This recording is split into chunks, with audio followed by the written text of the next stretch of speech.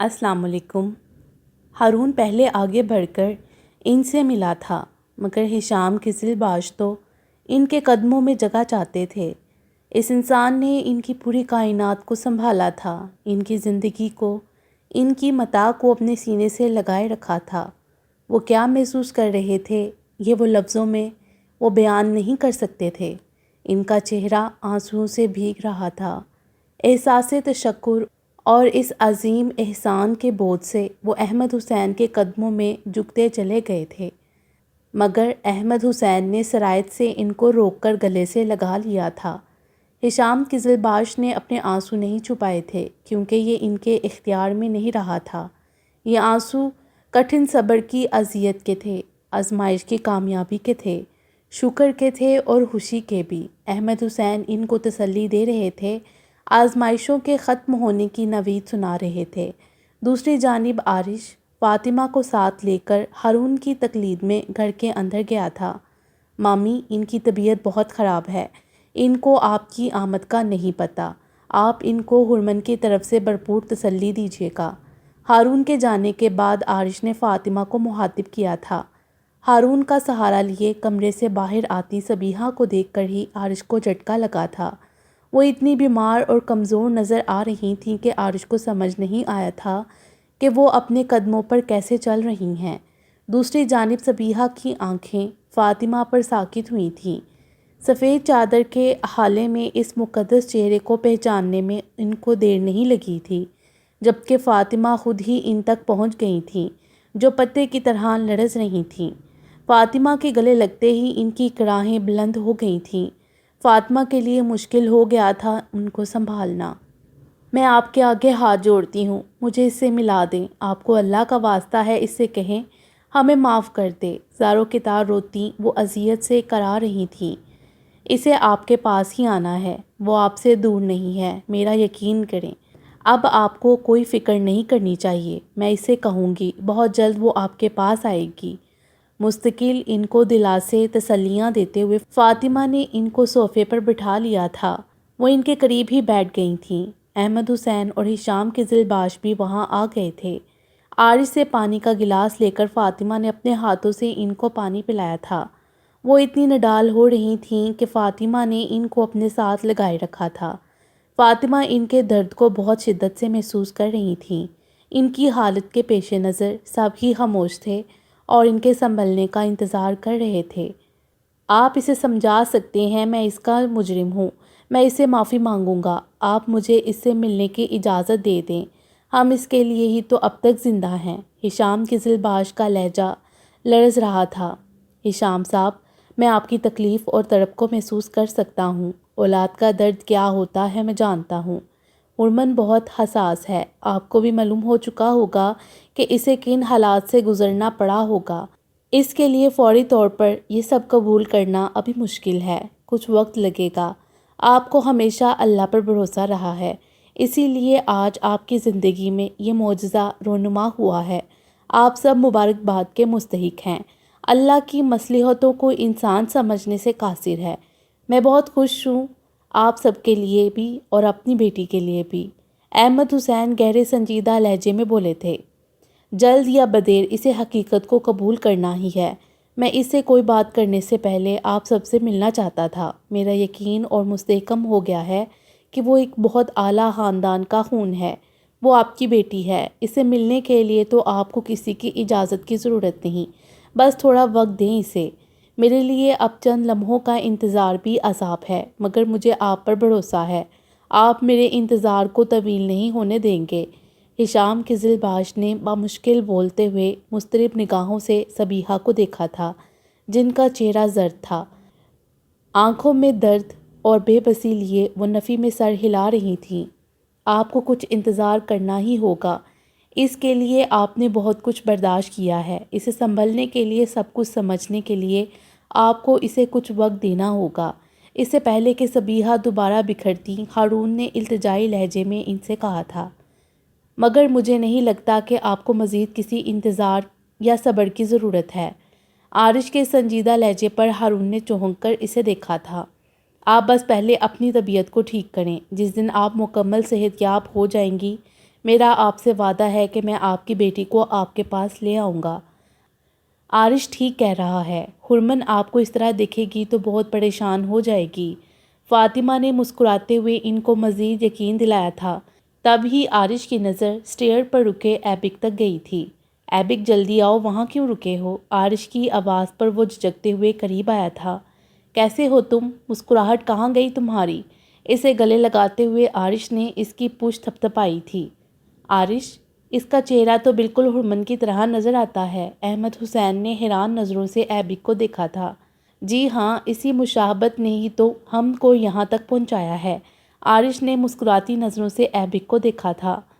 پھر تو ہم سب کو ایبک کا بھی شکر گزار ہونا چاہیے۔ احمد حسین کے توصیفی لہجے پر ہشام قزلباش نے محبت پاش نظروں سے بیٹے کو دیکھا تھا۔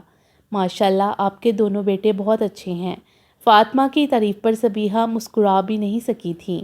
مامی، آپ ان کی بیٹی کے بارے میں کیا کہیں گی؟ عارش نے بے ساختہ ہی کہا تھا۔ بھائی، تم اپنی بیوی کی تعریف سننا چاہ رہے ہو تو ویسے ہی کہہ دو۔ احمد حسین کے سنجیدہ لہجے پر بری طرح جھلکتے ہوئے اس نے ہارون کو دیکھا تھا، جو اپنی مسکراہٹ نہیں چھپا سکا تھا۔ ہارون بیٹا، میں تمہیں اپنے بڑے بھائی صاحب کا پیغام دینا تو بھول ہی گیا۔ احمد حسین نے اچانک ہارون کو مخاطب کیا تھا۔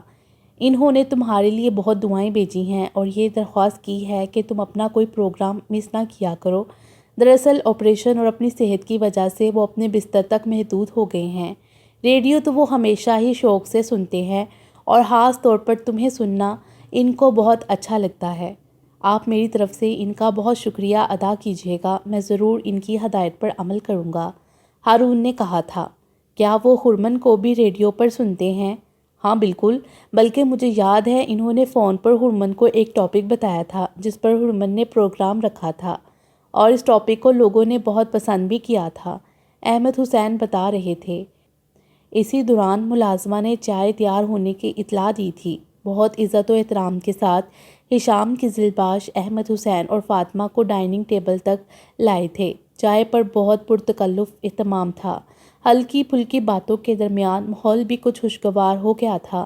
صبیحہ اپنی طبیعت کو بلائے مستعدی سے خاطرداری میں مصروف ہو گئی تھیں۔ ان کا بس نہیں چل رہا تھا کہ دنیا کی ہر نعمت اپنے محسنوں کے سامنے پیش کر دیں، کیونکہ وہ اس سے بھی زیادہ کے مستحق تھے۔ اس گھر میں کوئی چیز ان کے شایان شان نہیں تھی۔ سفید دوپٹے میں قید اس کا چہرہ بھی لٹھے کی طرح سفید ہو رہا تھا۔ اس کے چہرے پر کوئی تاثر نہیں تھا۔ سپاٹ نظروں سے وہ بس ان کو دیکھ رہی تھی جو بول رہے تھے۔ اب جب کہ تم سے کچھ چھپا نہیں ہے تو تمہیں سب سے پہلے اللہ کا شکر ادا کرنا چاہیے۔ سب کچھ جاننے کے بعد تمہیں اب اللہ سے کوئی شکایت نہیں ہونی چاہیے۔ تمہیں حقیقت کو تسلیم کرنا ہوگا، ان کی اذیتوں کو، ان کی تکلیفوں کو ختم کرنا ہوگا جو تمہارے لیے سالوں سے تڑپ رہے ہیں۔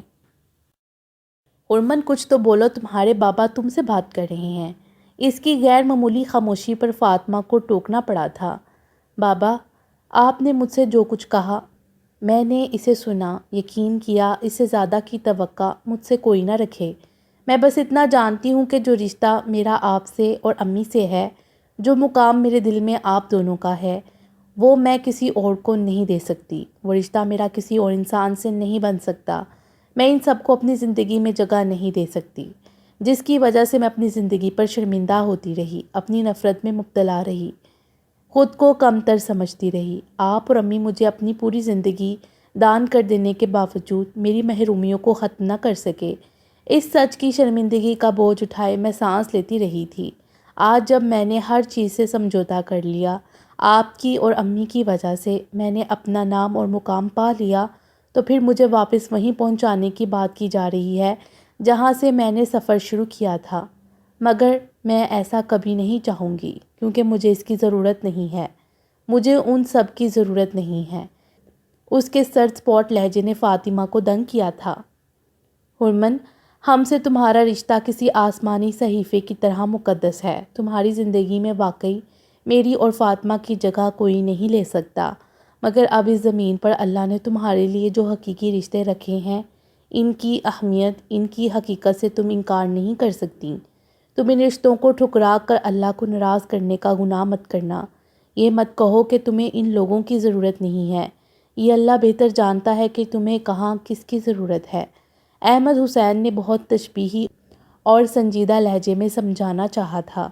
وہ تمہارے ماں باپ ہیں، اسے جھٹلایا نہیں جا سکتا۔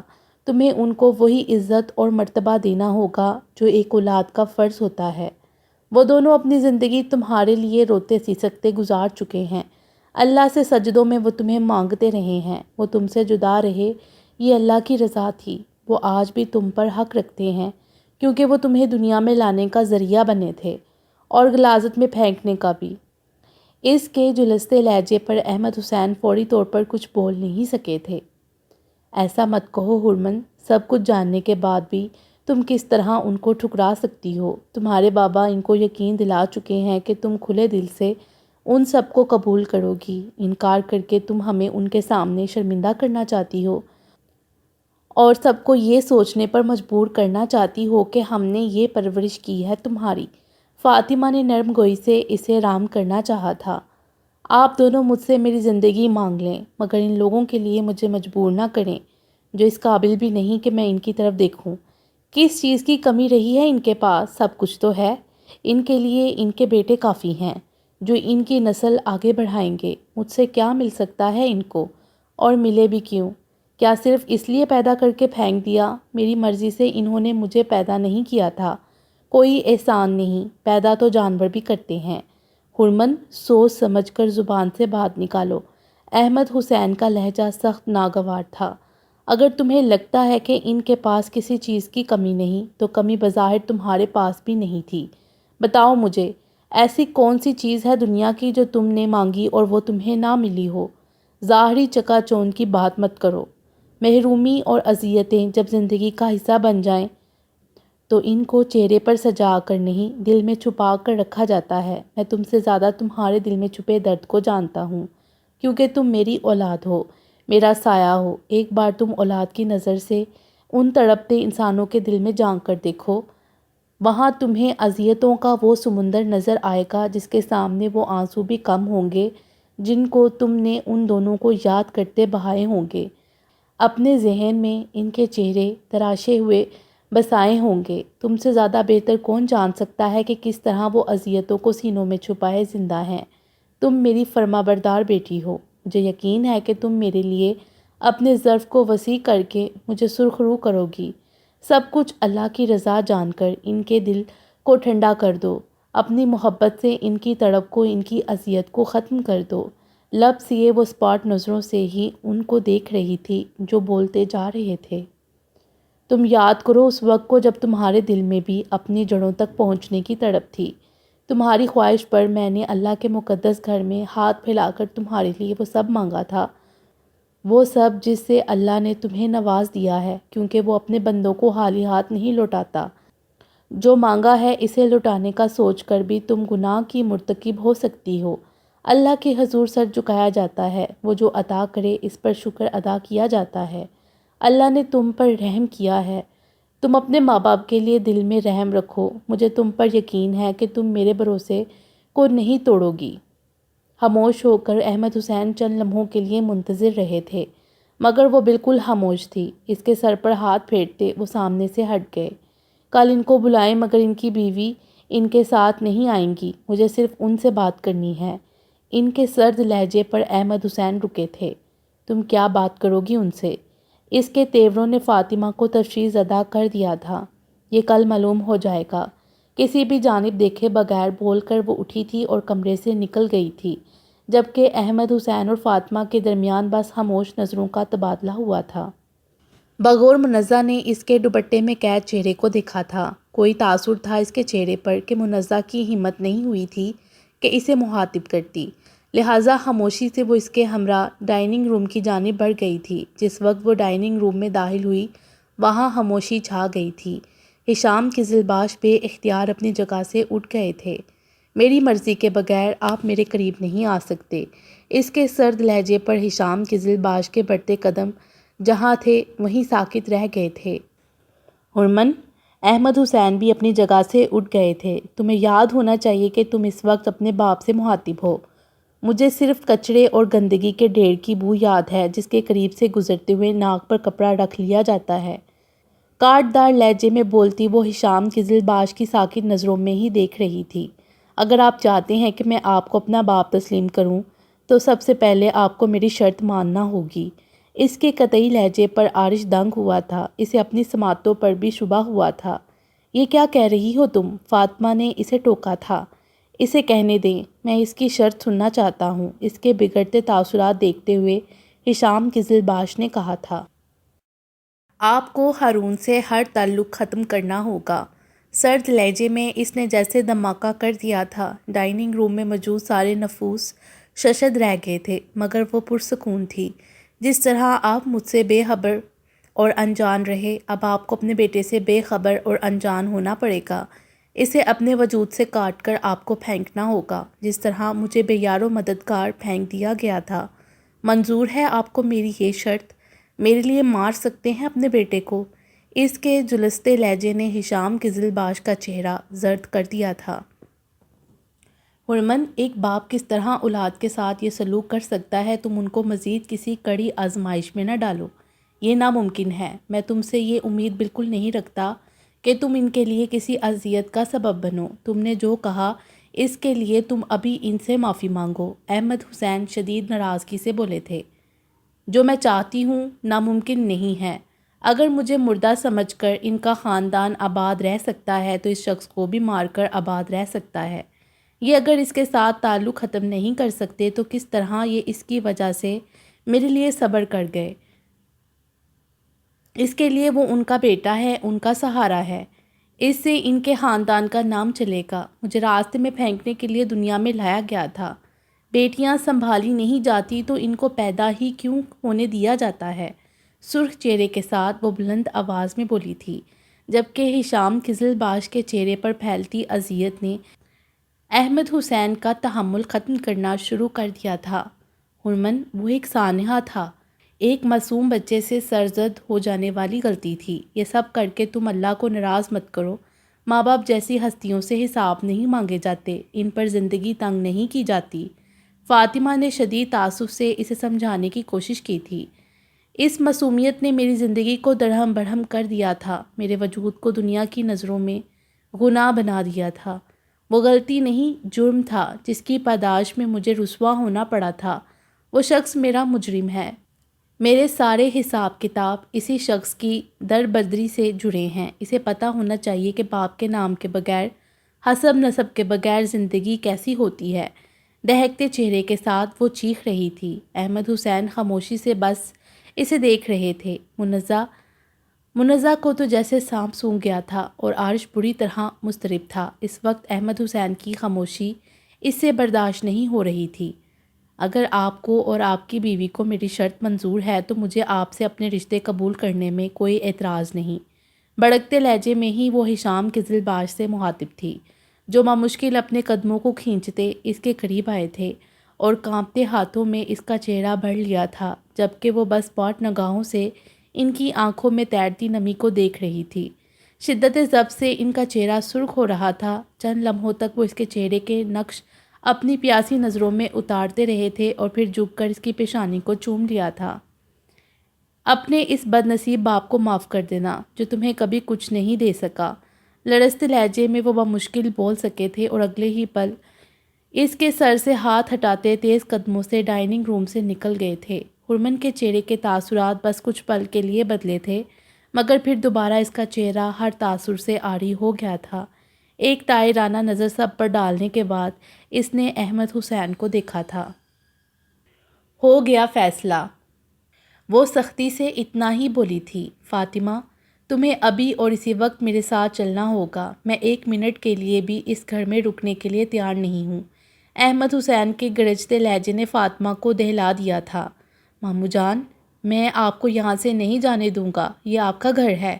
عارش کے چہرے کا رنگ اڑا تھا۔ مجھے مت روکو عارش، میرا گھر وہ ہے جہاں میں جا رہا ہوں، جہاں میری بات کی اہمیت ہوتی تھی، جہاں میرے فیصلوں پر سر جھکایا جاتا تھا، جہاں میری اولاد نے ہمیشہ میری فرما برداری کی، ہمیشہ میرے حکم کی تکمیل کی، میری زبان کی لاج رکھی۔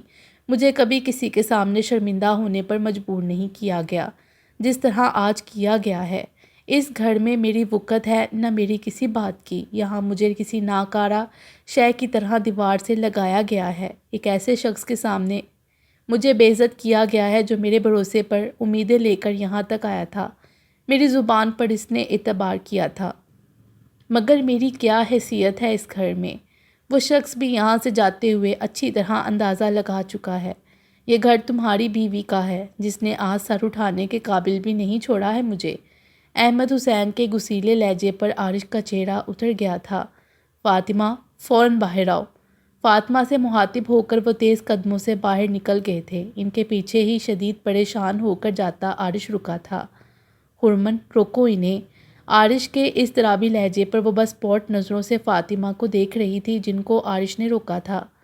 ہمیں مت روکو عارش، تمہارے ماموں اس وقت تمہاری کوئی بات نہیں سنیں گے۔ وہ ٹھیک ہی تو کہہ رہے ہیں، یہاں ان کی کوئی ضرورت نہیں ہے، یہاں سب خود مختار ہو چکے ہیں۔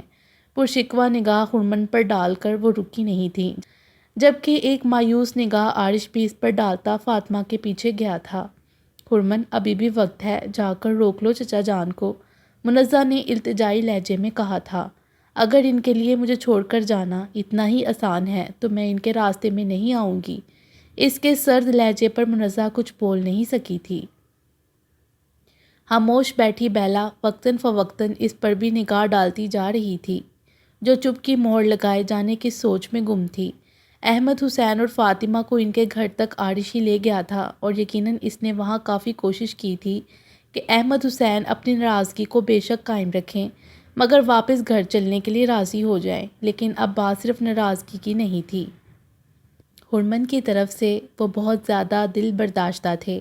صدمہ اس چیز کا بھی زیادہ تھا کہ ہشام قزلباش نے ان کے بارے میں کیا سوچا ہوگا۔ یقیناً یہی کہ انہوں نے ہرمن کی پرورش اس طرز پر کی ہے، اسے کیسی تربیت دی ہے۔ ہرمن کی ضد نے ان کو توڑ کر رکھ دیا تھا۔ پہلی بار اس کی ضد اور زبان کی تلخی نے ان کو شدید غم و غصے سے دوچار کر دیا تھا، ورنہ وہ اس حد تک کبھی نہ جاتے کہ عارش کو ان سے التجائیں کرنی پڑتیں، ہرمن کی طرف سے معافیاں مانگنی پڑتیں اور ان پر کوئی اثر نہ ہوتا۔ یہ تو وہی جانتے تھے کہ کس طرح دل پر جبر کر کے انہوں نے عارش کو مایوس لوٹایا تھا۔ جب وہ گھر واپس آیا تو کسی کے لیے مشکل نہیں تھا اس کے چہرے پر ناکامی اور مایوسی کو پڑھنا۔ وہ بہت دل گرفتہ دکھائی دے رہا تھا۔ کسی سے کوئی بھی بات کیے بغیر وہ منزہ کو اس کے گھر ڈراپ کرنے چلا گیا تھا۔ حالانکہ بیلا کو اور منزہ کو یہ خدشہ تھا کہ عارش ضرور اپنے غصے کا اظہار کرے گا یا کم از کم ہرمن کو شرمندہ کر کے اسے احمد حسین کے پاس لے جانے پر زور دے گا، مگر ایسا کچھ نہیں ہوا تھا اور یہ کوئی بہت زیادہ حیرت کی بات نہیں تھی۔ کال بیل کی آواز نے بیلا کو چونکایا تھا، مگر ہرمن کو تو جیسے کچھ سنائی ہی نہیں دیا تھا یا پھر وہ سننا ہی نہیں چاہتی تھی۔ عارش کے ہمراہ ہی لاؤنج میں آتے عثمان نے باغور سے دیکھا تھا۔ اب اس طرح کیوں بیٹھی ہو؟ کوئی قیامت نہیں آ گئی اور تمہارے لیے کون سا مشکل ہے احمد انکل کو راضی کرنا؟ عثمان نے گڑکنے والے انداز میں کہا تھا۔ چلو میرے ساتھ، ابھی انکل اور آنٹی کو ساتھ لے کر آتے ہیں۔ عثمان نے عجلت میں اسے اٹھنے کا اشارہ کیا تھا۔ ہرمن، تمہیں واقعی جانا چاہیے، شاید وہ بھی تمہارے منتظر ہوں۔ ان کو تم سے یہ امید نہیں ہوگی کہ… مجھ سے اب کوئی امید رکھے بھی مت، بیلا کی بات کاٹتی وہ جیسے پھٹ پڑی تھی۔ یہ تو ہونا ہی تھا، بے شمار دن اپنے بچھڑے بھائیوں اور خاندان کے درمیان گزار کر آئے ہیں، اثر تو ہونا ہی تھا۔ ان لوگوں کا تو کام ہی یہی ہے، مقصد ہی یہی ہے کہ میرے نام کا کانٹا ان کے بھائی کی زندگی سے نکل جائے۔ ان کو تو موقع مل گیا اپنے دل کا زہر میرے باپ کے کانوں میں انڈیلنے کا۔ آج تو سب نے دیکھ لیا کتنا اتفاق ہو چکا ہے تینوں بھائیوں کے درمیان۔ کسی کے اندر ہمت تو ہے نہیں میرے سامنے آ کر بات کرنے کی۔ پردے کے پیچھے رہ کر اپنی اوقات دکھانے کے علاوہ وہ لوگ اور کچھ کر بھی نہیں سکتے تھے۔ شدید اشتعال میں وہ بولی تھی اور اگلے ہی پل اٹھ کر وہ کمرے کی سمت بڑھ گئی تھی۔ عارش، تم اس سے ابھی کوئی بات مت کرنا، وہ پہلے ہی بہت ڈسٹرب ہے، بیلا نے تشویش سے کہا تھا۔ بہت اچھی ہدایت دی ہے تم نے، عثمان نے خشمگین نظروں سے بیلا کو دیکھا تھا۔ کسی کو تو اس سے بات کر کے یہ احساس دلانا ہوگا کہ اس نے کیا کیا ہے۔ وہ جانتی ہے اس نے کیا کیا ہے، مجھے یا کسی اور کو یہ احساس دلانے کی ضرورت نہیں ہے، عارش نے گہری سنجیدگی سے کہا تھا۔ آہٹ پر اس نے سر نہیں اٹھایا تھا، البتہ اپنا چہرہ دوسری جانب ضرور پھیر لیا تھا۔ اس کے سامنے بیٹھتے وہ چند لمحوں تک اس کے متوجہ ہونے کا منتظر رہا تھا، مگر وہ اس کی جانب نہیں دیکھ رہی تھی، مگر اس سے اپنے آنسو بھی نہیں چھپا سکی تھی۔ مجھے تم سے کوئی شکایت نہیں ہے ہرمن، اگر میں تمہاری جگہ ہوتا تو صحیح یا غلط سے لا تعلق ہو کر شاید یہی رویہ اختیار کرتا۔ مدھم لہجے میں بولتا وہ اسے دیکھ رہا تھا، جو اپنی آنکھیں خشک کرتی خود پر ضبط کر رہی تھی۔ چند لمحوں کے لیے وہ خاموش رہا تھا اور پھر دھیرے سے اس کا ہاتھ تھام لیا تھا۔ میں بس تمہاری ایک بات سے اتفاق نہیں کرتا کہ ماموں جان کا دل تمہارے لیے کبھی بدل بھی سکتا ہے۔ کسی انسان کی زبان سے نکلے لفظوں میں اتنا اثر نہیں ہے کہ وہ ان کو تمہارے خلاف کر دے۔ تم ایسا سوچ کر ان کی محبت اور نیت کی بے حرمتی کرو گی۔ اس کے متاسف لہجے پر وہ نظر نہیں اٹھا سکی تھی۔ آخری فیصلہ تمہارا ہوگا، کوئی تم پر دباؤ نہیں ڈالے گا۔ یہ وقت سوچنے کا اور سمجھنے کا ہے، اپنے آپ کو وقت دینے کا ہے۔ اپنے دل سے پوچھو، دماغ سے سوچو، ضرور کوئی راستہ مل جائے گا۔ اگر تمہیں یقین ہے کہ تم اپنی جگہ ٹھیک ہو تو یقیناً حالات تمہارے حق میں ہوں گے، اور اگر تمہیں لگتا ہے کہ کہیں کوئی قدم تم نے غلط اٹھایا ہے تو مجھے یقین ہے کہ اس غلط قدم کے نتیجے میں سامنے آنے والے حالات کو تم بہتر کرنے کی کوشش کرو گی، چاہے اس کے لیے تمہیں اپنے آپ کو بھی نظر انداز کرنا ہو۔ مجھے تم پر یقین ہے اور بھروسہ بھی۔ اس کے نرم لہجے پر وہ بس دھندلائی نظروں سے اسے دیکھتی رہی تھی۔ اسے یہ حق حاصل ہے کہ وہ مطالبہ کرے۔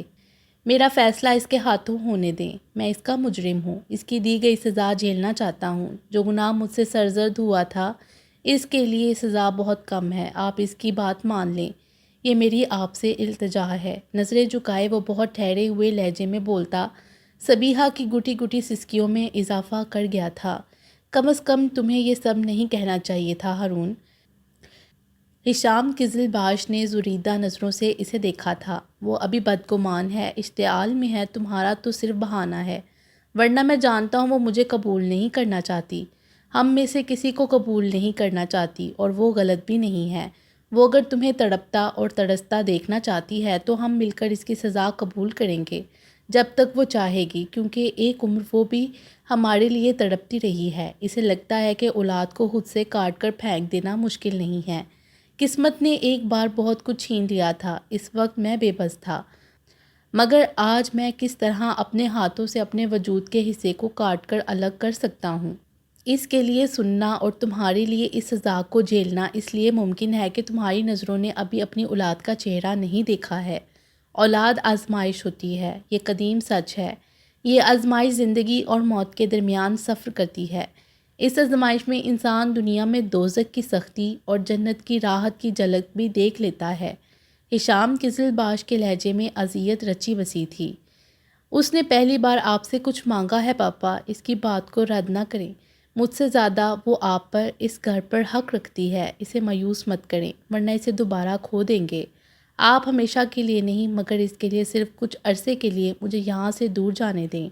ہارون کا مضطرب لہجہ بلند ہوا تھا، تبھی صبیحہ چیخ اٹھی تھیں، ایسا نہیں ہو سکتا، میرے اندر اتنی سکت نہیں ہے کہ ایک بار پھر اپنی اولاد کی جدائی کو سہ سکوں۔ میرے نحوست سے بڑے قدموں نے تمہارے باپ کی زندگی اجاڑ دی تھی، ان سے الگ ہو کر تم ان سے زندگی بھی چھین لینا چاہتے ہو۔ یہاں سے چلے جانے سے پہلے تمہیں مجھے اور اپنے باپ کو اپنے ہاتھوں سے قبر میں اتارنا ہوگا۔ یہ کر سکتے ہو تو ابھی چلے جاؤ، لے لو ہماری زندگی۔ ساکت نظروں سے ہشام قزلباش ان کو دیکھ رہے تھے، جو چیختے ہوئے ہارون کا گریبان جھنجھوڑتی نڈال ہو چکی تھیں۔ شاید بے بسی کے ساتھ ہارون نے ایک نظر باپ کو دیکھا تھا اور پھر روتی بلکتی صبیحہ کو سنبھالتے ہوئے اس نے ان کو صوفے پر بٹھایا تھا اور خود ان کے ہاتھ تھام کر گھٹنوں کے بل ان کے قدموں میں بیٹھا تھا۔ میری وجہ سے آپ نے اور پاپا نے جو اذیتیں برداشت کی ہیں، میں بس ان اذیتوں کو آپ سے دور کرنا چاہتا ہوں۔ ماما، کھل کر سانس لینا چاہتا ہوں، انتہا ہو چکی ہے ضبط کی۔ میں کیسے یہ برداشت کر سکتا ہوں کہ ایک بار پھر میری ذات آپ کی خوشیوں کی راہ میں رکاوٹ بن جائے، وہ خوشیاں جو طویل آزمائشیں اور صحبتوں کے بعد آپ کو مل رہی ہیں۔ صرف کچھ عرصے کے لیے مجھے خود سے دور جانے کی اجازت دے دیں۔ سرخ آنکھوں کے ساتھ وہ گٹے لہجے میں التجا کر رہا تھا۔ نہیں، میری زندگی میں یہ نہیں ہو سکتا، کبھی نہیں۔ نفی میں سر ہلاتے ہوئے وہ پھر جیسے دہل اٹھی تھیں، ان کی آنکھوں سے اذیت کا سیلاب رواں تھا۔ اگر اس کے لیے ہم ساتھ تڑپ رہے ہیں تو اس کی سزائیں بھی مل کر سہ لیں گے، مگر تم ہم سے دور جانے کا کبھی مت سوچنا، ورنہ میں مر جاؤں گی۔ میں تمہیں کبھی معاف نہیں کروں گی۔ زاروں کی تار روتی وہ بول رہی تھیں۔ چند لمحوں تک ہارون دھواں دھواں ہوتی آنکھوں سے ان کے بہت سے آنسوؤں کو دیکھتا رہا تھا اور پھر تھکے تھکے انداز میں سر ان کے گھٹنوں سے ٹکا دیا تھا۔ ٹیرس کی باؤنڈری پر بازو ٹکائے وہ نیم تاریکی میں حالی دل و دماغ کے ساتھ موجود تھا، مگر نہیں، وہ تو کٹکھڑے میں کھڑا ایک مجرم تھا جو سر جھکائے بڑی شدت سے اپنی سزا کا انتظار کر رہا تھا۔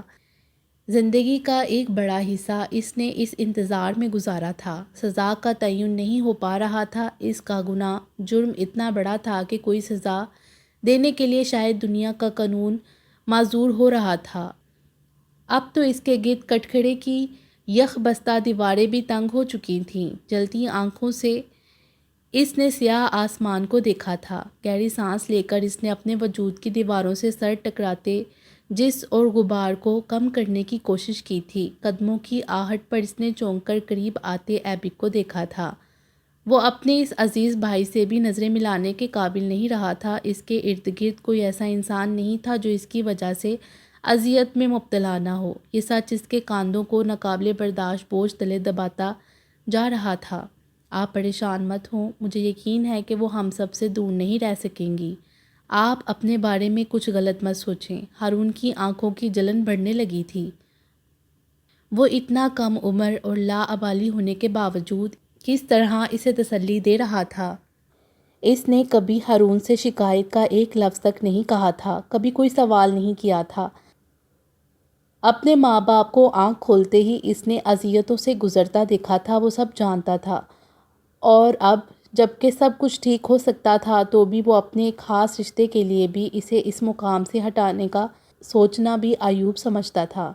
یہ اس کا بھائی تھا، یہ وہ تھا جو اس دنیا میں اس گھر کے غم کو کم کرنے آیا تھا، یہ وہ تھا جو ایک گمشدہ جنت تک پہنچنے میں راہنما بنا تھا۔ اگر آپ نے دوبارہ ہم سب سے دور جانے کی بات کی تو مجھ سے پہلے ماما مر جائیں گی۔ وہ مجھ سے زیادہ آپ سے محبت کرتی ہیں۔ اگر میرے بس میں ہوتا تو میں آپ کی جگہ لے لیتا، آپ کی ساری مشکلیں اپنے کندھوں پر لے لیتا۔ ہارون کی کیفیت سے بے خبر وہ نم لہجے میں بولتا جا رہا تھا۔ بے اختیار ہارون نے اسے اپنے گلے سے لگا لیا تھا۔ میں بھی کہاں تم سب سے لاتعلق ہو کر سانس لے سکتا ہوں، مگر میں اسے بھی تم سب سے دور رکھ کر سکون سے نہیں رہ سکتا۔ میں اس کی نفرت نہیں سہ سکتا۔ مجھ میں معافی مانگنے کی بھی سکت نہیں ہے۔ اگر سکت ہوتی تو سب سے پہلے ماما پاپا اور تم سے معافی مانگتا۔ وہ کس طرح میرے لیے اپنے دل کو نرم کر سکتی ہے؟ درد سے پھٹتے سینے میں ایبک کو بھینچے وہ گھٹی آواز میں بولا تھا۔ ان کو آپ کے لیے دل نرم کرنا پڑے گا، اور پھر عارش نے بھی تو وعدہ کیا ہے وہ ان کو سمجھائیں گے، پھر سب ٹھیک ہو جائے گا، ایبک نے پر یقین لہجے میں کہا تھا، جبکہ ہارون کے پاس کہنے کے لیے کچھ نہیں بچا تھا۔ سیل فون پر آتی کال نے ہارون سے زیادہ ایبک کو چونکایا تھا۔ رات کے 2 بجے آپ کو کون کال کر سکتا ہے؟ ایبک نے مشکوک نظروں سے اسے دیکھا تھا اور اگلے ہی پل کمرے کی سمت دوڑا تھا۔ Hello, Haroon speaking. واقعی، مگر میں تو ہارون کی آواز پہچانتی ہوں۔ منزہ کی بات نے اسے ہنسنے پر مجبور کیا تھا۔ اتنی رات گئے بچے جاگا نہیں کرتے، جا کر سو جاؤ، صبح تمہیں کالج بھی جانا ہے، منزہ نے تنبیہ کی تھی۔ اگر آپ مجھے موقع دیں تو میں آپ کی یہ غلط فہمی دور کر سکتا ہوں کہ میرا شمار بچوں میں نہیں ہوتا۔ اچھا، اور میری غلط فہمی دور کرنے کے لیے تمہیں کیسا موقع چاہیے؟ کچھ زیادہ نہیں، بس ایک کینڈل لائٹ ڈنر اور لانگ ڈرائیو، اور ڈرائیو کے دوران نشانہ بنانے کے لیے عارش۔ منزہ نے ہنستے ہوئے اس کو شرمندہ کر دیا تھا۔ ویسے تم دوسرے آپشن بن سکتے ہو، مگر پہلے اپنے سے بڑے پر تو تباہ آزمائی کرنے دو۔ بالکل، بہت شوق سے، میں آپ کی کامیابی کے لیے مدد کے لیے بھی حاضر ہوں۔ بہت شکریہ۔ اب کیا مجھے کہنا پڑے گا کہ ہارون کی آواز سنا دو؟ ضرور، وہ تو خود انتظار میں ہیں۔ ایبک نے مسکراتی نظروں سے ہارون کے سنجیدہ چہرے کو دیکھا تھا اور پھر فوراً ہی فون اسے تھما کر کمرے سے نکل گیا تھا۔ فکر مت کریں، میں کسی خوش فہمی میں مبتلا اب نہیں ہو سکتی۔ مجھ میں وہ اہلیت نہیں کہ آپ میرا انتظار کریں۔ اس کی خاموشی پر منزہ نے کہا تھا، مگر مجھ میں اتنی اہلیت تو ہے کہ آپ کی پریشانی کو محسوس کر سکوں۔ بقول آپ کہ میں آپ کے دل میں جھانکنے والی پہلی انسان ہوں۔ کم از کم یہ برتری تو مجھے دیں کہ میں آپ کی ضرورت بن سکوں، اس وقت تک جب تک ضرورت کی ضرورت ہی نہ رہے۔ طنز کر رہی ہو؟ اس کے خاموش ہونے پر وہ بولا تھا، پتہ نہیں، کیا نہیں پتہ، یہی کہ آپ کو میری ضرورت ہے بھی یا نہیں۔ ضرورت کس لیے، یہ آپ زیادہ بہتر جانتے ہیں۔ میں کیا جانتا ہوں؟ اس کے سوال پر اس بار وہ بالکل خاموش رہی تھی۔ اگر میں کہوں تو مجھے تمہاری ضرورت نہیں ہے تو؟ اس کا سوال منزہ کو بہت بے رحم لگا تھا، مگر وہ ضبط کر گئی تھی۔ ضرورت تو اس وقت عارش کو بھی نہیں تھی، وہ میرے بغیر بھی آپ تک پہنچ سکتا تھا۔ میں نے اس وقت بھی وہ کیا جو میرے دل نے چاہا، اور آج بھی اپنے دل کی آواز سنی۔ جو دل کے قریب ہوتے ہیں ان کی ضرورت بننا میرے لیے اعزاز ہے۔ دنیا اب اسے کسی بھی نظر سے دیکھے۔ جانتا ہوں تمہارے دل میں ساری دنیا کا درد اور رحم موجود ہے، مگر جانتی ہو تم جیسے انسانوں کے ساتھ کیا ہوتا ہے؟ منزہ کے تلخ لہجے پر وہ بولا تھا۔ ہاں وہی ہوتا ہے جو آپ نے کیا ہے۔ اس کے سرد لہجے پر وہ چند لمحوں کے لیے خاموش ہو گیا تھا۔ ہرمن کیسی ہے؟ وہ پوچھ رہا تھا۔ بہت ڈسٹرب، چچا جان اور چچی اسے ناراض ہو کر گھر سے چلے گئے ہیں۔ یہ کب ہوا؟ عارش نے مجھے اس بارے میں کچھ نہیں بتایا۔ ہارون بری طرح دنگ ہوا تھا۔ ہرمن نے آپ کے متعلق جو باتیں کیں، جو مطالبہ انکل سے کیا، اس سب نے چچا جان کو کافی دھچکا پہنچایا۔ یہ نہیں ہونا چاہیے تھا منزہ، ہارون کا دماغ معاف تھا۔ اگر آپ کے پاس وقت ہو تو مجھے کچھ بات کرنی ہے جو میں فون پر آپ سے نہیں کر سکتی۔ منزہ کے جھجکتے لہجے پر ہارون نے حامی بھر لی تھی۔ گھر میں داخل ہونے سے پہلے ہی سے بیلا کے بگڑے موڈ کا اندازہ تھا۔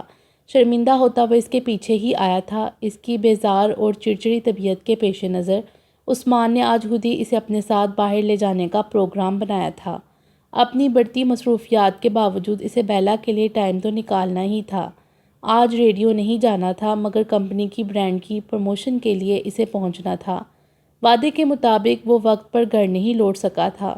غصے میں بیلا نے اس کی کال بھی ریسیو نہیں کی تھی، نہ اس وقت راضی ہوتی نظر آ رہی تھی۔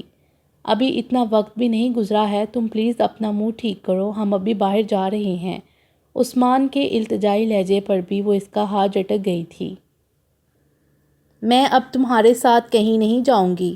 اگر تم نے مجھے مجبور کیا تو ہمارے درمیان صرف جھگڑا ہی ہوگا، اور میں اس وقت تم سے بات بھی نہیں کرنا چاہتی۔ اس کے بگڑتے لہجے پر وہ بس اسے دیکھ کر رہ گیا تھا۔ سرخ چہرے کے ساتھ اس کے سامنے سے وہ ہٹ رہی تھی۔ جب کال بیل گونجی تھی، ناگواری کے ساتھ وہ لاؤنج میں رکی عثمان کی واپسی کی منتظر تھی۔ اگلے چند لمحوں بعد عثمان اسے واپس آتا دکھائی دیا تھا، مگر وہ تنہا نہیں تھا۔ بیلا جہاں تھی وہیں ساکت رہ گئی تھی۔ لاؤنج کی چھت اسے خود پر گرتی محسوس ہو رہی تھی۔ کچھ میگزینز اس کے سامنے سینٹرل ٹیبل پر پھینک کر فاروق اسے مکمل نظر انداز کرتے عثمان کی طرف متوجہ ہوئے تھے۔ ذرا سی بھی غیرت اگر تمہارے اندر باقی ہے تو دیکھو ان میگزینز میں اپنے کرتوت۔ دولت سمیٹنے کے لیے اپنے گھر کی عزت کو بھی سرعام لے آئے ہو تم۔ ان کے گرجتے لہجے نے عثمان کا رنگ بدلا تھا۔ دوسری جانب بیلا نے جیسے ہوش میں آتے ہوئے ایک میگزین اٹھایا تھا جس کے فرنٹ پیج پر اسے عثمان کے ساتھ اپنا چہرہ بھی نظر آیا تھا۔ کوئی شک نہیں تھا کہ یہ فوٹو ان دونوں کی بے خبری میں لیا گیا تھا۔ بیلا کو یاد آنے میں دیر نہیں لگی تھی کہ یہ فوٹو اس شاپنگ سینٹر کی سیڑھیاں اترتے ہوئے لی گئی ہے جہاں وہ کچھ دن پہلے عثمان کے ہمراہ گئی تھی۔ تم دونوں سیاہ کرو یا سفید، مجھے اس سے کوئی سروکار نہیں ہے، مگر میرے اور میری بیوی کے پیچھے دو خاندان بھی ہیں۔ میں کس کس کو جواب دیتا پھروں گا؟ کہاں تک سب سے منہ چھپاتا رہوں؟ سب کو کنویں میں ڈال کر جس کی ذمہ داری لی تھی اگر نہیں نبھائی جا رہی تو اسے اپنے ہاتھوں سے دفن کر دو تاکہ مجھے بھی کچھ سکون مل جائے۔ حد ہوتی ہے بے حیائی کی۔ ایک رشتے کو جانے کیا کچھ بنا کر اچھالا گیا ہے ان میگزینز میں۔ یہ سب کیسے برداشت کر رہی ہے تمہاری غیرت؟ شدید اشتعال میں وہ عثمان پر برسے تھے۔ آخر آپ کس حق سے یہاں آ کر ہم پر اعتراض اٹھا رہی ہیں؟ ان فوٹو میں اپنے شوہر کے ساتھ ہوں۔ میرے شوہر کی غیرت پر انگلی اٹھانے والوں کی غیرت اس وقت کہاں جا سوئی تھی جب انہوں نے اپنی عزت و غیرت کو ٹھوکریں مار کر سڑک پر دھکیلنا چاہا تھا۔ بیلا کی آواز بلند ہوئی تھی۔ تم اپنا منہ بند رکھو ورنہ تمہاری زبان کاٹ کر یہاں سے جاؤں گا۔ فاروق کی آنکھوں میں خون اتر آیا تھا۔ یہ آپ کی غلط فہمی ہے، اب میری طرف بڑھنے والے ہاتھوں کو روکنے والا موجود ہے یہاں۔ وہ چیخ اٹھی تھی۔ کون روکے گا میرے ہاتھ؟ بتاؤ کون روکے گا؟ جس طرح فاروق بھڑک کر دھاڑتے ہوئے اس کے مقابل آئے تھے، ایک پل کے لیے تو اس کی سانس رک گئی تھی۔ ہاتھ پیر تو مجھے تمہارے توڑنے چاہیے تھے، میں اب بھی یہ کام کر سکتا ہوں، تمہارا شوہر بھی مجھے نہیں روک سکتا۔ جس پر گھمنڈ ہے تمہیں، دنیا دیکھ رہی ہے کہ وہ کس طرح نام کما رہا ہے، اپنے ساتھ ساتھ تمہاری نمائش بھی کر کے ہماری رہی سہی عزت کا جنازہ نکال رہا ہے۔ شدید تیش کے عالم میں وہ اس پر داڑے تھے، جو لب بینچے ان کے شعلہ برساتی آنکھوں میں دیکھ رہی تھی۔ میں اپنی غلطی مانتا ہوں۔ عثمان کی مداخلت پر فاروق نے اسے دیکھا تھا۔ یہ کسی ہڈن کیمرے کی کارروائی ہے، میں اب خیال رکھوں گا، آئندہ آپ کو شکایت نہیں ملے گی۔ میگزین پر نظریں جمائے عثمان بولا تھا، ایک بات میری کان کھول کر سن لو، تم دونوں کی وجہ سے میرا جتنا منہ کالا ہونا تھا وہ ہو چکا، مگر اب اس طرح میری بچی کچی عزت کے پرہچے زمانے کے سامنے اڑائے گئے تو یاد رکھنا آئندہ حالی ہاتھ نہیں آؤں گا، تم دونوں کی جان لے کر خود کو بھی گولی مار لوں گا۔ اور یہ صرف دھمکی نہیں ہے۔ گرجدار لہجے سے در و دیوار لرزاتے وہ انگارے برساتی نگاہیں ان دونوں پر سے ہٹا کر جارحانہ قدموں کے ساتھ لاؤنج سے نکل گئے تھے۔ چند لمحوں تک گہرا سناٹا چھایا رہا تھا، جسے عثمان نے ہی توڑا تھا، جبکہ بیلا بالکل ساکت مگر اشتعال میں تھی۔ یہ سب میری بد احتیاطی کا نتیجہ ہے، میں آئندہ ایسا موقع نہیں آنے دوں گا کہ وہ یہاں آ کر تم پر چیخیں۔ مدھم لہجے میں اسے ٹھنڈا کرنے کی کوشش کرتے ہوئے عثمان نے اس کے لرزتے وجود کو بازوؤں میں سمیٹ لیا تھا۔ ویرانی اس وقت اس کی سیاہ آنکھوں میں مزید گہری ہوئی تھی جب سفید فرش پر ایک سایہ نمودار ہوا تھا۔ گردن کو حرکت دیے بغیر اس نے بوجھل پلکیں اٹھائی تھیں اور پھر دوبارہ جھکا لی تھیں۔ چند لمحوں تک وہ جانچتی نظروں سے اسے دیکھتا رہا تھا، جو گرل سے پشت ٹکائے فرش پر ہی بیٹھی تھی۔ خاموشی سے اسے دیکھتا وہ خود بھی اس کے قریب بیٹھ گیا تھا۔ تمہیں یہ کیوں یقین تھا کہ تمہاری غیر موجودگی میری گہری نیند میں کوئی خلل نہیں ڈال سکتی؟ عارش کے مدھم سوالیہ لہجے پر اس نے گردن موڑ کر اس کی سوالیہ نظروں میں دیکھا تھا، جبکہ اس کی متورم آنکھیں اور پلکوں پر چمکتی نمی نے عارش کا رہا سہا چین بھی لوٹ لیا تھا، مگر وہ بس خاموش تھی۔ میں تو یہی سمجھتا رہا تھا کہ دنیا کی دیرینہ دولت اور خوشی تمہارے لیے حاصل کر رہا ہوں، وہ گمشدہ خوشی جس کی اذیت جانے کب سے تمہارے دل کی دیواروں سے ٹکراتی رہی تھی، جسے سہتے ہوئے تم نے اپنے چہرے پر مسکراہٹ سجائے رکھنے کا ہنر سیکھ لیا تھا۔ اس کی آنکھوں میں دیکھتا وہ ایک پل کے لیے رکا تھا۔ یہ دنیا بہت چھوٹی ہو سکتی ہے مگر بچھڑنے والوں کے لیے نہیں۔ یہاں کوئی ایک بار بچھڑ جائے تو دوبارہ اس کا ملنا کسی معجزے سے کم نہیں۔ میں جانتا ہوں تمہیں ایک بار خود کو توڑ کر دوبارہ کسی اور سانچے میں ڈالنا ہوگا، مگر یہ اب نہیں ہوگا۔ لرزتے لہجے میں حرمن نے اس کی بات کاٹی تھی۔ ٹوٹتے بکھرتے جلتے بجھتے جتنے سال گزر گئے وہ گزر گئے، اب اور نہیں۔ اپنے صبر اور محرومی کے درمیان چلتے ہوئے میں نے اپنی جو یہ زندگی بنائی تھی، اب میں اس سے سمجھوتا کر چکی ہوں۔ میری اس زندگی میں کسی ایسے انسان کو دخل ہونے کا حق نہیں جس نے مجھے زندہ رہنے کے حق سے محروم کیا، جو میرے بغیر کل تک زندہ تھے۔ آج مجھے بھی ان کے ہونے یا نہ ہونے سے فرق نہیں پڑتا۔ تو پھر کیوں تمہارے آنسو خشک نہیں ہوتے؟ کیوں خود کو اذیت دے رہی ہو اور مجھے میری نظر میں گناہ گار کر رہی ہو؟ تم جانتی ہو تمہارا یہ ڈپریشن تمہیں کس قسم کے نقصان سے دوچار کر سکتا ہے۔ میں تمہیں اس طرح نہیں دیکھ سکتا۔ اس کے لہجے کی اذیت اور آنسوؤں نے عارش کے اضطراب کو اس حد تک بڑھایا کہ وہ اپنے لہجے کی سختی کو ضبط نہیں کر سکا تھا۔ مت رہو میرے لیے پریشان، تمہیں بھی میری کوئی پرواہ نہیں رکھنی چاہیے، تمہیں صرف اپنی اولاد کی فکر ہے۔ اس کے بھڑکتے کاٹدار لہجے نے عارش کو دنگ کیا تھا۔ تم اس سے زیادہ سوچ بھی نہیں سکتی تھی۔ اگر تمہیں لگتا ہے کہ مجھے تم سے بڑھ کر اپنی اولاد کی فکر ہے تو اب تم اسی یقین کے ساتھ رہو۔ شدید تعصب سے اسے دیکھتا وہ وہاں سے جانا چاہتا تھا، مگر تبھی حرمن نے اس کا بازو تھام کر روکا تھا۔ اگلے ہی پل وہ اس کے شانے سے سر ٹکائے سسک اٹھی تھی۔ مجھے تو ان کا روگ لگا ہے جو کسی کے لیے مجھ سے دامن چھڑا گئے ہیں۔ کیا اتنا کمزور تھا میرا ان سے رشتہ؟ ایک بار بھی پلٹ کر نہیں آئے۔ وہ چاہتے ہیں کہ جھک جاؤں میں، ٹوٹ کر بکھر جاؤں ان لوگوں کے قدموں میں جن کا خون بھی میری رگوں سے بہت پہلے ہی ختم ہو چکا تھا۔ بابا میرے ساتھ یہ سب نہیں کر سکتے تھے، پھر وہ کیوں مجھے چھوڑ کر گئے؟ وہ تمہیں کس طرح چھوڑ سکتے ہیں؟ یہ تم بھی جانتی ہو کہ یہ ناممکن ہے۔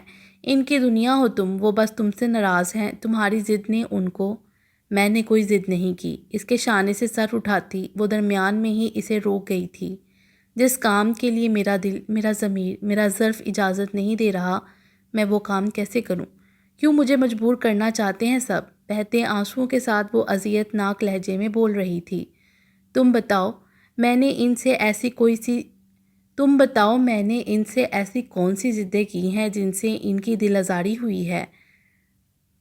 میں زندگی کے ہر معاملے میں صرف ان کی خوشی کو اہمیت دی ہے۔ میں نے شادی بھی صرف ان کی خوشی کے لیے کی تھی۔ مجھے ان کی خوشی عزیز رہی، کیا یہ ثبوت نہیں اس بات کا کہ میں آج تک تمہارے ساتھ اس گھر میں ہوں؟ زاروں کی طرح روتی وہ اسے سناٹوں میں دھکیل گئی تھی، جو ساکت نظروں سے اسے دیکھتا رہ گیا تھا۔ بیک وقت وہ اسے جس قدر قابل رحم لگی تھی، اس سے زیادہ سنگ دلی کی انتہا پر بھی دکھائی دے رہی تھی۔ اب بھی وہ یہ باور کروانے سے ذرا نہیں ہچکچائی تھی کہ وہ اس کی زندگی میں آج تک اگر ہے تو صرف اپنے ماں باپ کی خوشی کے لیے۔ ہمیشہ کی طرح وہ آج بھی اس سچ پر قائم تھی، مگر عارش کے لیے آج بھی یہ سچ پہلے سے بڑھ کر سفاک اور اذیت ناک تھا۔ لیکن اسے یہ اذیت آج بھی بغیر کسی آگ کے برداشت کرنی تھی، اور وہ کر رہا تھا۔ اسے تسلی دینے کے لیے اپنے خالی دل و دماغ میں لفظ ڈھونڈ رہا تھا جو اپنے سچ کے خنجر سے آج پھر اسے زخمی کرتی اس کے شانے سے ہی سر ٹکائے رو رہی تھی۔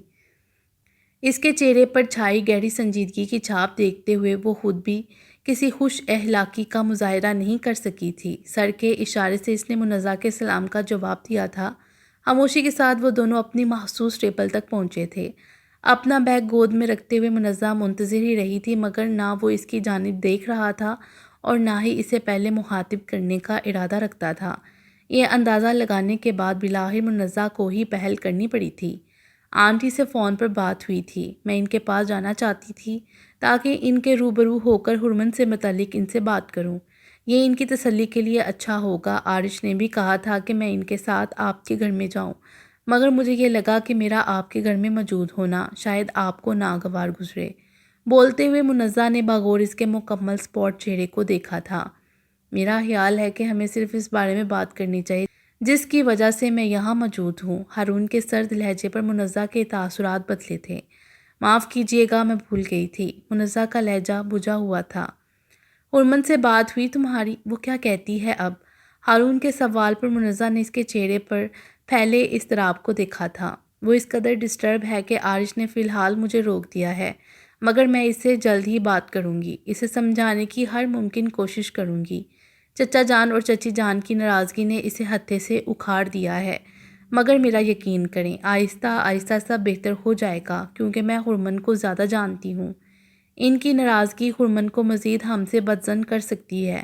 وہ پہلے ہی سچ کو قبول کرنے کے لیے تیار نہیں۔ منزہ، تم اسے سمجھاؤ، اس سے بات کرو۔ وہ بے شک مجھ سے نفرت کرتی رہے، مگر ماما پاپا کے لیے، ایبک کے لیے اپنے دل کو وسیع کر لے۔ میرے گناہوں کی سزا ان سب کو دے کر وہ میرے بوجھ کو نہ بڑھائے۔ اپنے ماں باپ کے لیے میں اس کے پیر پکڑنے کے لیے تیار ہوں۔ تم کسی طرح اسے راضی کر لو، تم یہ کام کر سکتی ہو۔ یہ ایک اور احسان مجھ پر کر دو۔ اس کے انتہائی تکلیف دہ لہجے میں کی گئی اس التجا نے منزہ کے دل کو مٹھی میں جکڑا تھا۔ اس کی آسوں امید کی نمی سے لبریز آنکھوں نے منزہ کے دل کو اس کے درد سے بوجھل کر دیا تھا۔ اس پیارے سے مگر کچھ بے رحم سے انسان کی بے چینی وہ اپنی روح کی گہرائیوں میں اترتی محسوس کر رہی تھی۔ آپ کو اللہ پر یقین ہے تو پھر بے فکر ہو جائیں، ہوگا وہی جو اللہ کی رضا ہے۔ وہ آپ کے درد سے واقف ہے، آپ کی التجاؤں کو سن رہا ہے۔ میں جانتی ہوں کہ یہ بہت کٹھن ہے، مگر آپ کے صبر کا سلسلہ ابھی ختم نہیں ہوا ہے، مگر صبر کا سفر بس مکمل ہونے والا ہے۔ منزہ نے نرم لہجے میں اسے پرسکون کرنا چاہا تھا، جو اس کے چہرے سے نگاہ ہٹاتا ٹیبل کی سطح پر نگاہ مذکور کر چکا تھا۔ چند لمحوں تک وہ منتظر رہی تھی، مگر ہارون جانے کے سوچ میں گم تھا۔ آپ کو یاد ہے میں نے فون پر کہا تھا کہ مجھے آپ سے کچھ اہم بات کرنی ہے۔ منزہ کی آواز نے اسے چونکایا تھا، جبکہ اس کی کشادہ گہری آنکھوں میں وہ زیادہ دیر تک نہیں دیکھ سکی تھیں۔ میری امی اور ابو بھی تایا ابو کے پاس ہیں۔ عارش نے وہاں شاید ان سے آپ کے بارے میں کوئی بات کی تھی۔ جھکی آنکھوں کے ساتھ بولتے ہوئے منزہ کی زبان لڑکھڑائی تھی۔ امی سے فون پر بات ہوئی تھی تو انہوں نے اچانک مجھ سے آپ کے بارے میں پوچھا تھا۔ رک کر منزہ نے نگاہ اٹھائی تھی اس کے چہرے کے تاثرات نوٹ کرنے کے لیے، مگر وہ نگاہ چڑھاتا مینیو کارڈ کی طرف متوجہ ہو گیا تھا۔ آپ پوچھیں گے نہیں کہ انہوں نے مجھ سے آپ کے بارے میں کیا پوچھا تھا؟ اس کی لا تعلقی پر منزہ کا لہجہ سرد ہوا تھا۔ تم لنچ میں کیا لینا پسند کرو گی؟ کارڈ پر نظر دراتا وہ بے تاثر لہجے میں پوچھ رہا تھا، جبکہ عجیب سی مسکراہٹ منزہ کے لبوں کی تراش میں ابھر کر غائب ہوئی تھی۔ میرے یہاں آنے کا مقصد مکمل ہو چکا، اور آپ کا بھی، لہٰذا کسی فارمیلٹی کی گنجائش نہیں۔ آپ لنچ کریں۔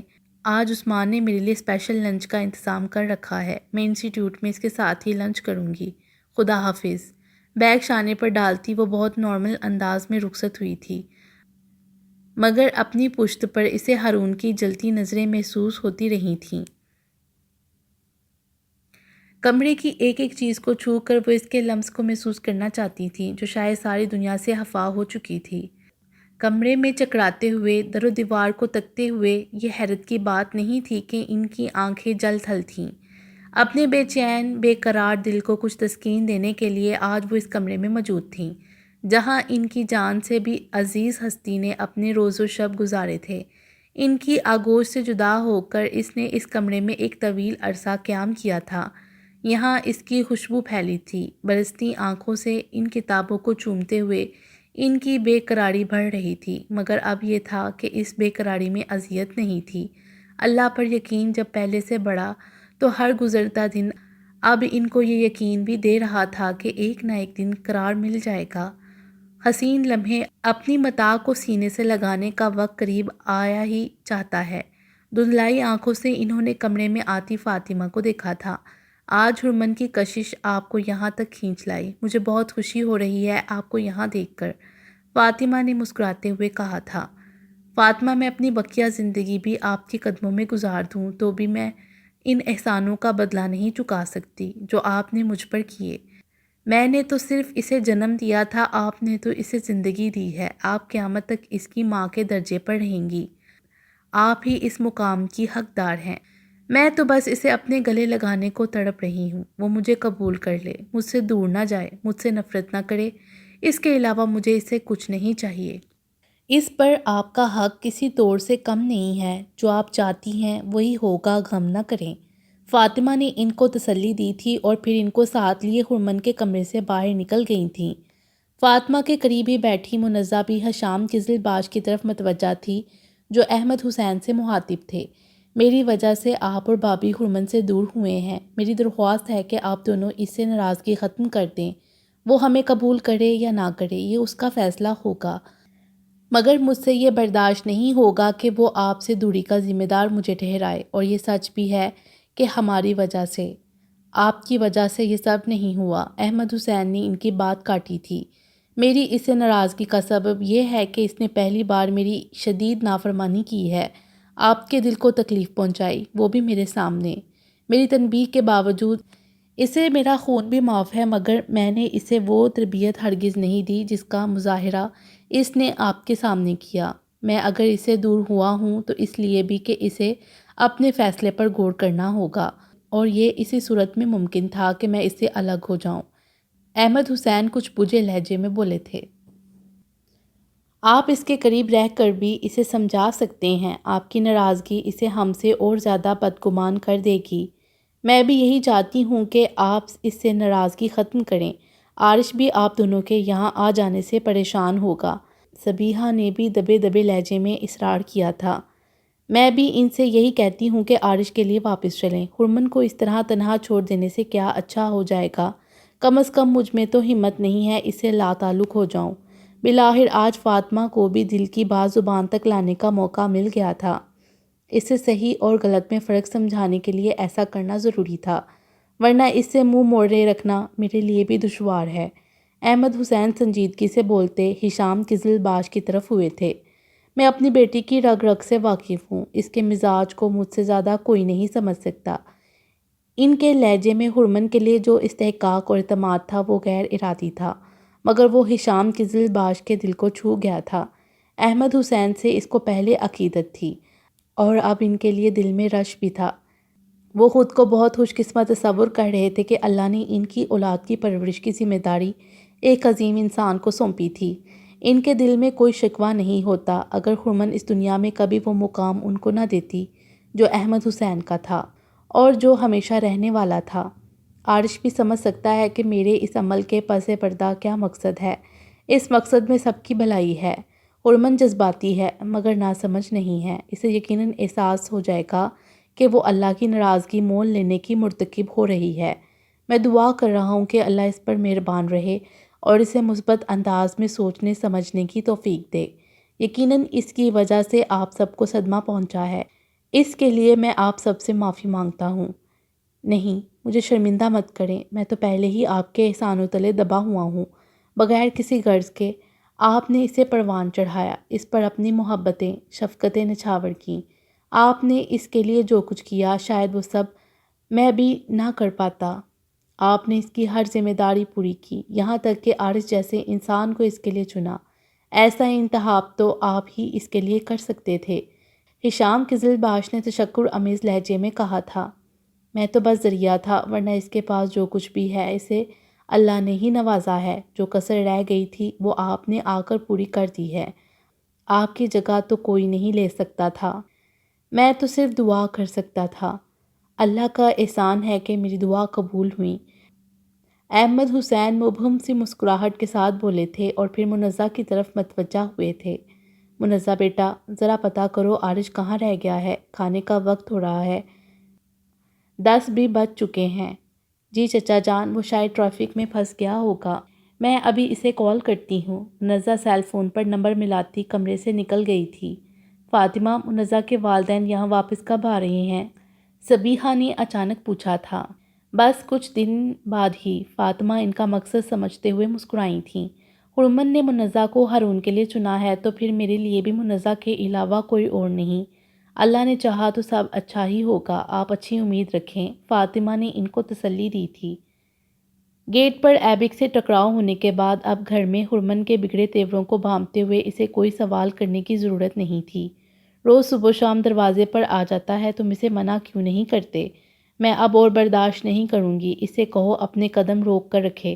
غصے میں بھڑکتی وہ چیخ اٹھی تھی، میں اسے کب تک اور کہاں تک روکوں؟ تم اس سے اپنے رشتے کو نہ مانو، مگر میں اس پر پہرے نہیں لگا سکتا۔ وہ تمہارا بھائی ہے، مجھے کوئی حق نہیں کہ میں اسے تم تک آنے سے روکوں۔ وہ تمہارے لیے بے چین ہو کر یہاں آتا ہے اور تم گیٹ تک نہیں کھولتی ہو۔ اس کا کیا قصور ہے؟ کم از کم اس کے لیے تو تم اپنے دل میں گنجائش نکال سکتی ہو۔ بالآخر آج عارش خاموش نہیں رہ سکا تھا۔ آج اگر ایبک کی آنکھوں میں دکھ اور آنسو نہ ہوتے تو وہ شاید ہرمن سے یہ سب نہ کہتا۔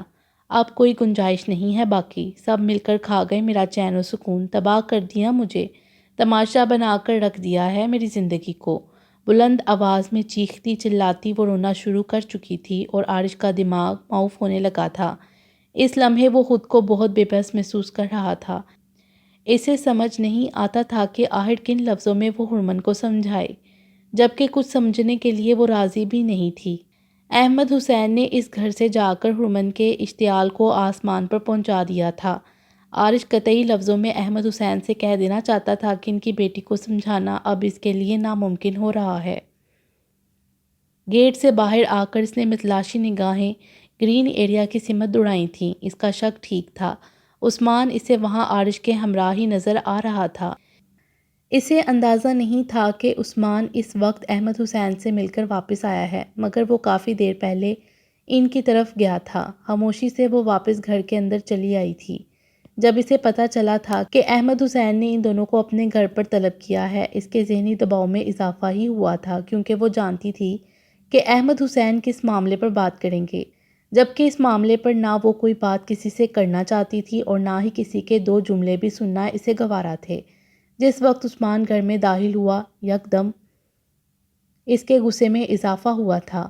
اب گھر میں آنے کا وقت ملا ہے تمہیں، میری پرواہ رکھنا اب مشکل ہو چکا ہے تو بتا دو مجھے، مگر دنیا کو مت بتاؤ کہ میرے لیے کتنے سمجھوتے کرنے پر مجبور ہو تم۔ شدید غصے میں وہ اس پر چیخی تھی اور اسے حق تک چھوڑتی تیزی سے کمرے کی سمت چلی گئی تھی۔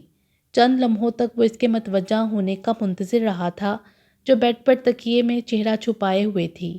بیلا اٹھو اور مجھ سے بات کرو۔ اس کی لا تعلقی کے باوجود عثمان نے اس کا ہاتھ پکڑ کر اٹھایا تھا۔ وہ اٹھ تو گئی تھی مگر بیزاری سے اس کا ہاتھ جھٹکتی چہرے کا رخ پھیر گئی تھی۔ کیوں اتنی بیزاری کے مظاہرے کر رہی ہو میرے ساتھ؟ تم جانتی ہو تمہارا اس طرح ڈسٹرب رہنا، بات بات پر مشتعل ہونا کتنا نقصان دہ ہے۔ اس کا چہرہ اپنی طرف کرتا وہ بولا تھا، مگر وہ خاموشی سے اس سے نظر ملانے سے گریز کرتی رہی تھی۔ کیا تم یہ چاہتی ہو کہ میں بد لحاظی پر اتر کر سب سے یہ کہہ دوں کہ کوئی ہمارے معاملے میں مداخلت نہ کرے؟ ہمیں کسی کے مشورے اور صلاح کی ضرورت نہیں۔ تم کسی سے کچھ نہ کہو، بس یہ دعا کرو کہ میں مر جاؤں۔ کیا بول رہی ہو؟ ہوش میں ہو یا نہیں؟ کیوں اپنی اور میری زندگی کو اذیت میں ڈال رہی ہو؟ عثمان نے سخت لہجے میں اس کی بات کاٹی تھی۔ تم اس طرح مایوس ہو کر ٹوٹ جاؤ گی تو میں کیسے زندگی میں سکون قائم رکھ سکوں گا؟ تم اپنے آپ کو نہیں، مجھے توڑ رہی ہو۔ کس سکون کی بات کر رہے ہو؟ زندگی سکون سے گزارنے بھی کون دے رہا ہے؟ سب کو ہم غلط نظر آتے ہیں، ہمیں جھکنے پر مجبور کیا جا رہا ہے۔ کیا میں نہیں جانتی ہوں کہ احمد انکل نے تم سے کیا کہا ہوگا؟ ان کا کہنا بھی یہی ہوگا کہ ہمیں گھٹنے ٹیک دینے چاہیے، وہ تلخ لہجے میں بولی تھی۔ پہلا، اگر وہ چاہتے ہیں کہ ہم واپسی کا کوئی راستہ کھول دیں تو یقیناً اس میں انہوں نے ہماری بھلائی دیکھی ہوگی۔ انہوں نے مجھے کسی کے سامنے گھٹنے ٹیکنے پر مجبور نہیں کیا، نہ ہی میں کسی کی بات سن کر تمہیں اس بات پر عمل کرنے کے لیے مجبور کروں گا۔ اس وجہ سے نہیں کہ میری بہن اور اس کے گھر کی خوشیوں کی میرے نزدیک اہمیت نہیں، بلکہ صرف اس لیے کہ اگر سب اپنی اپنی جگہ درست ہیں تو مجھے تم حق پر نظر آتی ہو۔ دنیا اس چیز کو اب کس نظر سے دیکھتی ہے مجھے اس کی پرواہ نہیں۔ اس کے آنسو سمیٹتا وہ جس طرح بولا تھا، بیلا کے دل کو کچھ ہونے لگا تھا۔ مجھے اپنی پرواہ نہیں ہے، میں تمہیں کسی صورت اس شخص کے سامنے جھکتا نہیں دیکھ سکتی، وہ لرزتی آواز میں بولی تھی۔ تم جیسا چاہتی ہو ویسا ہی ہوگا، میں کبھی تمہاری مرضی کے خلاف نہیں جاؤں گا۔ بس اپنے دل سے تمام خدشات نکال دو۔ تمہارے دل میں میری محبت کے علاوہ کسی چیز کی گنجائش نہیں ہونی چاہیے، اس کی بھیگی آنکھوں میں دیکھتا وہ بولا تھا اور پھر اس کی پیشانی پر لب رکھ دیے تھے۔ باقی انشاءاللہ اگلی ویڈیو میں۔